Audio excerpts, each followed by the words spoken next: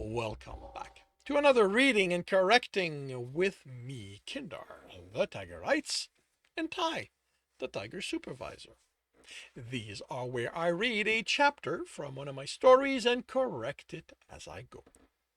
If you want to listen to these live, it's every Tuesday morning, 8 a.m. Eastern Time on Twitch. If you want to support me, that is on my Patreon. Today we are doing chapter 28 of The World Which Is. Your archery skill has gone up. You are now level 7. Your archery skill has gone up. You are now level 8. Your archery skill has gone up. You are now level 9. Your archery has gone up. You are now level 10. Your archery has gone up. You are now level 11. Your sword fighting skill has gone up. You are now level 19. Your willpower training skill has gone up. You are now level 9. You have gained a level. You are now level 3. You have 3 skill point available. You have 1 attribute point available. You have 1 ability point available. I whistle, then wince. My chest hurt. The meal boosted my healing speed, but I still have ways to go until my health is maxed out before the pain's all gone. 5 level in archery, just from this battle. 1 in sword fighting, which means I must have been close to going up already, considering how few strikes I got in. And I somehow raised my willpower skill. And I'm level 3. So more points to spend, not that I'm spending them now. My attribute point will probably go into strength, but since I'm no longer in court, I need to rethink my plan for my abilities. I have time, so that's good. The skill points I will go into new skills. I definitely leatherworking, and I will look for those magical repair kits. Sewing seems like a good idea. Repair my clothing along with my armor. On the battlefield, along with the Stoker's body about a cart, people are working. As soon as it was over, they descended on it and accessed their loot. There are none of the exclamation of joy at whatever they find I'd expect from getting spoils from a fight. There's a sense of business in the proceeding. I guess if, as Sasha and Herbert implied, this is something that happens regularly, maybe it is just business to them. The things that gets done once the battling's over. If it isn't the hero of the hour, Sasha says, grinning as she approaches. I'm surprised Daz hasn't offered to take you in to see to your injuries. He promised he'd stop offering that to me. My ears burn at how I'm sure Daz would have gone about seeing to them. He promised? She kneels next to me. Just what did you give him in exchange for that to happen? Funny, Daz says, stepping around the cart with an armful of knickknacks it contained. I do have self-restraint, you know. I know you do, she replied. Wait a minute.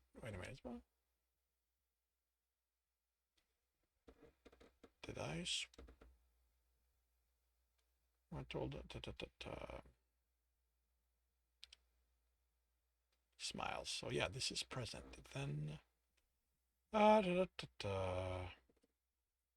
know you do, she replies, placing a hand on my chest. You keep it tied up in the last wagon of the caravan.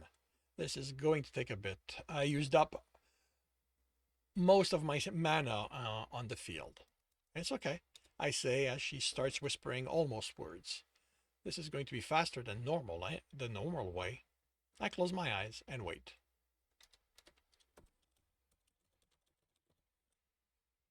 Careful! I jerk awake as Daz keeps Sasha from tipping sideways. Sorry, she whispers. I'm typed out. You need to stop doing that. He looks at me. You're going to be okay? My health is just above 3/4. I'll be fine. How long was it? Almost 2 hours. He takes her in his arms and carries her away.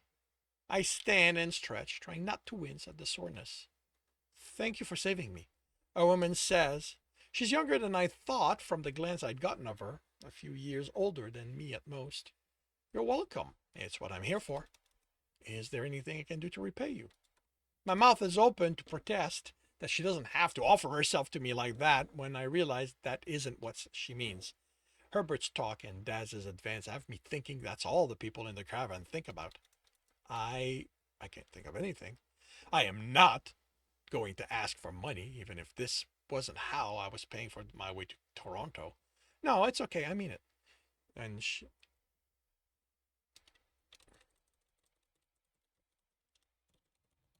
I say when she looks to insist. Okay then.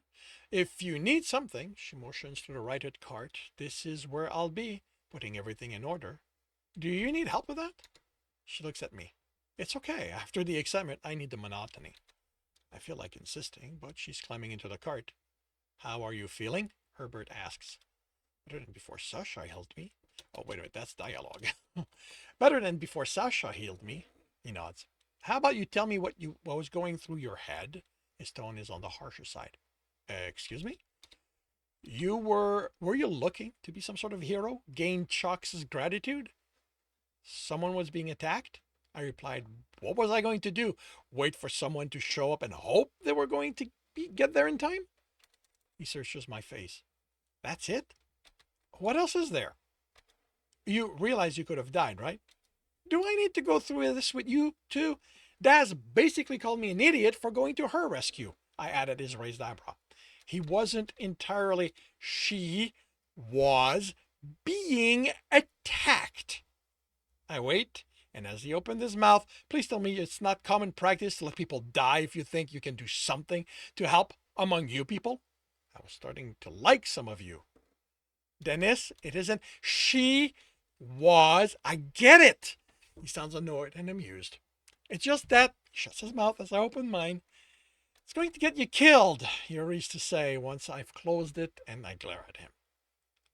That's what training is for, which you don't have. I don't know what you think 16 and your sword 19, what you think that does, but you don't just take on monsters you know nothing about on your own. With that skill. On your own, not with that skill, that level of skills. Then don't leave me on my own. He places a hand on my shoulder. Dennis, go home. No matter how bad things are with your dad, getting yourself killed out here is not the solution. I'm not looking to get killed.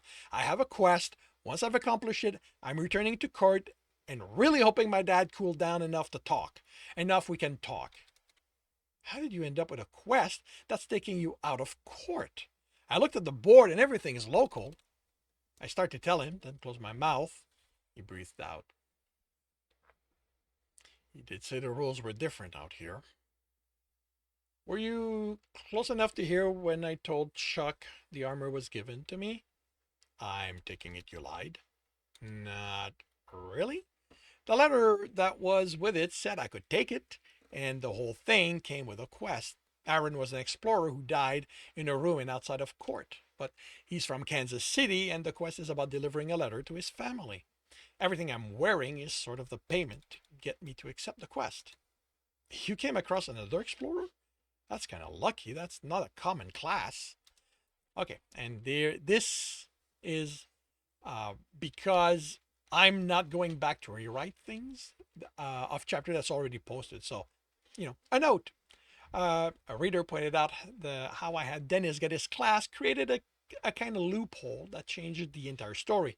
So while I haven't corrected the previous chapters to take into account what I'm mentioning here, going forward, it's how getting a class when someone is in a settlement works, or even if they are in a settlement.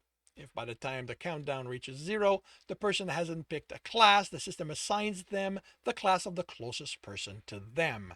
Along with that, to minimize the chances of a happening, the older generation has been telling stories of classless people and the horrible life they had to endure.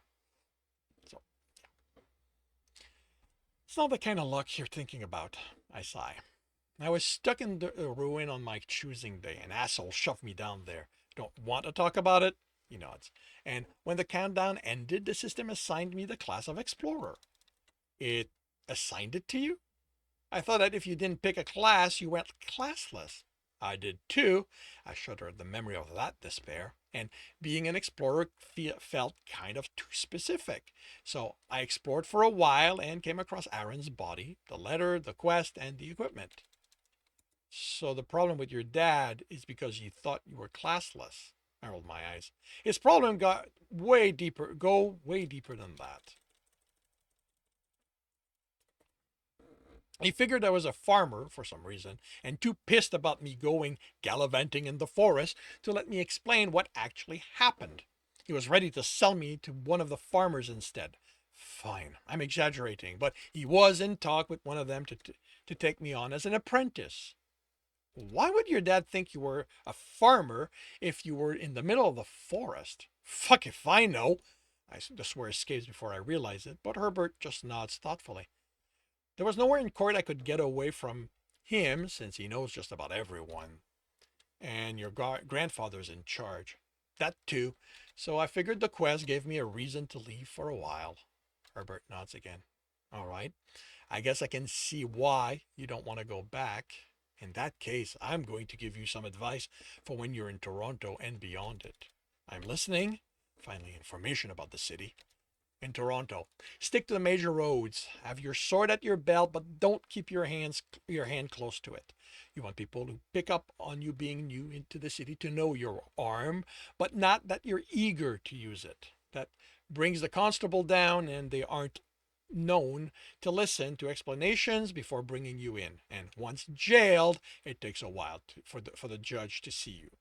I know that makes sense. You're going to Kansas City. He looks up as he thinks, I think that's somewhere west more than south. Don't go through Detroit. When you're ready to leave, go to the West End Caravan Market and find one that's going to Buffalo. At the market there, you'll get one that's going to take you at the market in that city. You're going to you'll get one that's going to take you in that direction, if not one that goes there directly. Okay, will it be hard to find? No, just have someone point you to Lakeway. Take that west and you'll hit the market. He chuckles. You'll probably smell it long before you reach it, if the wind's right. But there's one thing, and this is probably the most important. If you want to survive your stay in Toronto and beyond, he looks at me expectantly and I nod. Dennis, you need to lose that hero streak of yours and start putting your survival before that of strangers. And that concludes chapter 28 of The World Which Is. If you are enjoying this, please leave a like. If you want to know when the next chapter is going to be up, subscribe and hit the bell. If you want to read the story, it is up for free on Royal Road. If you want to read ahead of that and support me in the process, that is on my Patreon. And if you want to listen to these live, it's every Tuesday morning, 8 a.m. Eastern Time on Twitch. The links are in the notes, and with that, I shall wish you a good day.